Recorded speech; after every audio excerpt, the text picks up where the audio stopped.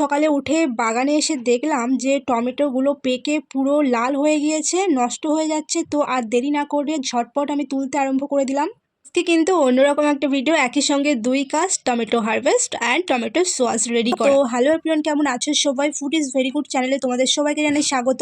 শুধু টমেটো তুলবোই না, তুলে আজকে বানাবো ইয়ামি টেস্টি টমেটো সস। এই বাগানে টমেটোর আবার দুটো ভ্যারাইটি দেখলাম, একটা একটু লম্বা সাইজের টমেটো আর একটা একটু গোল সাইজের। এটা দেখলে এটা কিন্তু গোল। আর সব মোট আমাদের টোটাল টমেটো হয়েছে 3 কেজি। তো 3 কেজি পুরোটাই আজকে বানাবো টমেটো সস। তো টমেটো সস বানানোর জন্য আমি টমেটোগুলো ফার্স্টেই ধুয়ে নিলাম। তো এবার টমেটোগুলো ঝটপট কেটে নেবে তোমরা আমার মতো 4 ফালি করে কিংবা 2 ফালি করে কাটলেও হবে। টমেটো বেশি টাইম লাগবে না সিদ্ধ হতে, কারণ টমেটো নরম জিনিস। তো ঝটপট কেটে নেওয়ার পর দেখাই। আচ্ছা, আগে আমি বলি যে আমি কিন্তু একটু টাইম নিয়েই টমেটো সসটা বানাবো, কারণ টমেটোর ভিতরে থাকা যে দানাগুলো সেগুলো আমি নিচ্ছি না, সেগুলো আমি ফেলে দেবো বলতে আবার বাগানে ছড়িয়ে দেবো। কেননা বর্ষাকালের দিনে যখন বর্ষার টোপ ওই দানার উপরে পড়বে, তখন আবার সেই দানা থেকে গাছ হবে, আর তখন আবারও টমেটো হবে।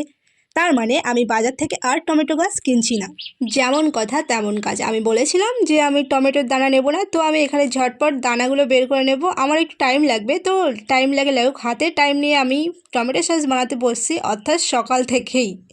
আর একটা সত্যি কথা হলো, আমাদের বাড়িতে আজকে কেউ নেই, মা বোন বাবা কেউই বাড়িতে নেই। তো আজকে সবগুলো আমার একা হাতে নিজে হাতেই করতে হবে, যেহেতু অনেক টাইম লাগবে।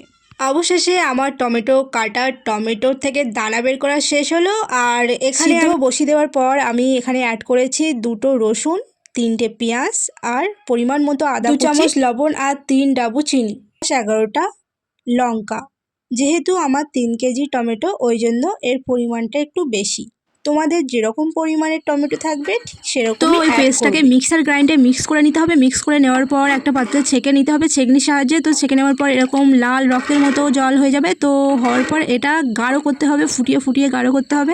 এখানে আমি অ্যাড করব এবার 3 চামচ মতো ভিনিগার, কারণ আমার 3 কেজি টমেটো। তোমাদের যেরকম পরিমাণ টমেটো থাকবে ঠিক সেরকম পরিমাণই ভিনিগার অ্যাড করবে। আর 4 চা চামচ কর্নফ্লাওয়ার। আর ভিনিগার দেওয়ার কারণ হচ্ছে টমেটো সসটা যাতে সারা বছর থাকে, নষ্ট না হয়। এতে করে তোলার পর এইভাবে ছাড়া পড়লে বুঝবেন টমেটো সস কম। আর ভিডিওটা দেখলে অবশ্যই একটা কমেন্ট করবে, কমেন্ট করলে আমাদের উৎসাহ বাড়ে, ভিডিও বানানোর আগ্রহটা বাড়ে। তো নিজে ভালো থাকবেন, অন্যদের ভালো রাখ। দেখা হচ্ছে অন্য কোনো দিন। টাটা।